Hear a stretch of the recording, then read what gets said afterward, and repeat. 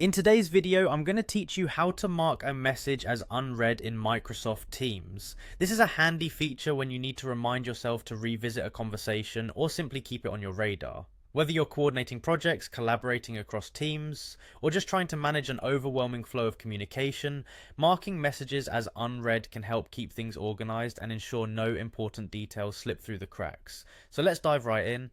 First things first, you'll need to sign into your Microsoft Teams account. Open your Teams application, and if you're not automatically logged in, you'll be prompted to enter your credentials. Once you've accessed your Teams dashboard, you're ready to manage your messages.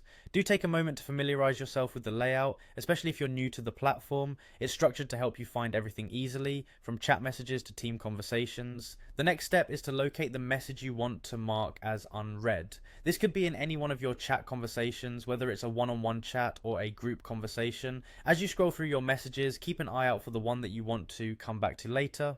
Once you've spotted it, hover your cursor over the message in question. What this does is it reveals a small menu of actions indicated by three dots, often referred to as the More Options menu. Click on these three dots and you'll see a drop-down menu appear with several options. This is your command center for message management in Teams. From here, you'll be looking for the Mark as Unread option. This action is straightforward but powerful. By marking a message as unread, you'll see a notification badge next to the chat or channel, as if a new message is awaiting your attention. It effectively serves as your personal reminder, keeping the conversation fresh in your mind and ready for review.